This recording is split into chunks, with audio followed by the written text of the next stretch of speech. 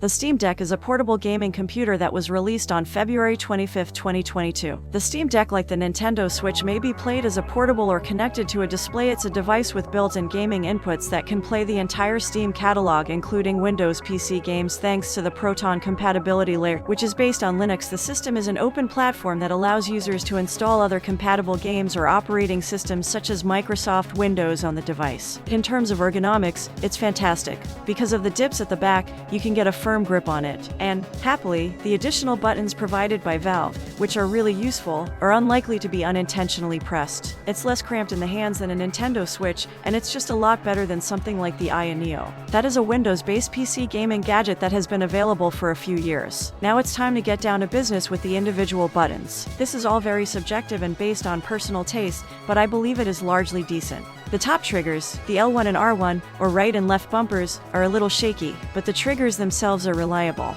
The face buttons, which are Y, A, B, and X, are a little steep at first, but after you get used to them, they're perfectly great. You might notice it a little more if you play a muscle memory game like Tony Hawk, a fighting game, or even Sifu. However, it isn't a major issue, but I think the joysticks are a bit of a miracle. When they introduced this, I was really doubtful of their positioning, but it feels fantastic. The joysticks themselves feel real and genuine, as if they were pulled from a smaller Xbox controller. They are completely functional and do not suffer from the normal compromise of portability. The two trackpads on the sides are one thing I don't care for. They're not quite as excellent as the Steam controller, but I'm sure nobody uses it anyhow. It piqued my interest. These, on the other hand, aren't quite as dependable. You could change their settings and utilize multiple profiles for different games, which would be beneficial. However, I enjoy cities, skylines, and found it to be a little tedious to play. The trackpads took some getting used to and configuring, and I was never quite satisfied. I nitpick once more. I don't care for many PC trackpads, whether on laptops or elsewhere, but that's just me. It's fine, just like the Essential. Just don't expect to use it much outside.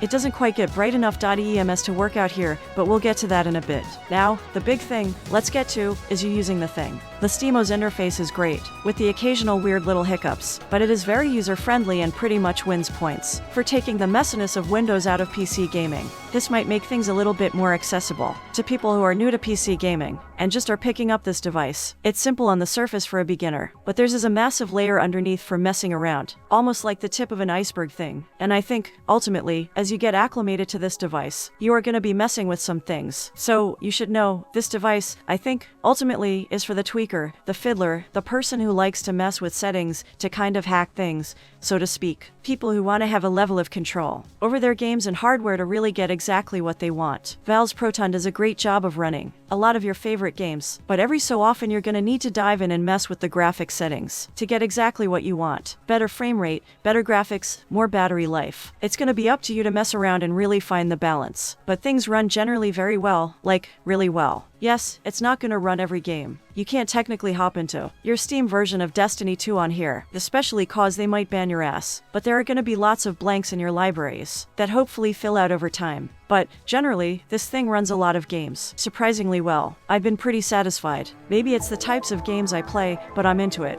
And we're going to be showcasing some full-screen gameplay here. We docked it, hooked it up to the mouse and keyboard, and captured it on the screen. So, it's blown up and it doesn't look great here on YouTube. It doesn't do it justice because of the low resolution. But think about it running on a smaller screen. It's pretty wild. We played a bunch of Elden Ring, a brand new game on this device. Totally playable. Resident Evil 2 remake at 60 FPS. We played a bunch of Batman, Arkham Knight in high settings at about 60 FPS. We played God of War, totally fun and playable state. We played The Witcher 3, which, again, I know it's an older game now. It still feels like a miracle. Good draw distances, detail, a mix of high and medium settings, and getting just under 60 frames per second. We played old games like my favorite, Splinter Cell, Chaos Theory, bunch of PC-focused stuff. Now for the cool features, the Valve Steam Deck includes an SD card slot, along with desktop. Good customization, and if you're planning getting this device, you should definitely consider doing more research. Steam Deck is always improving, so you will probably have a lot of fun with this thing. Now that's all we have today. If you enjoyed the video, consider subscribing to our YouTube channel and liking the video, and leave a comment if you agree. Thanks for watching.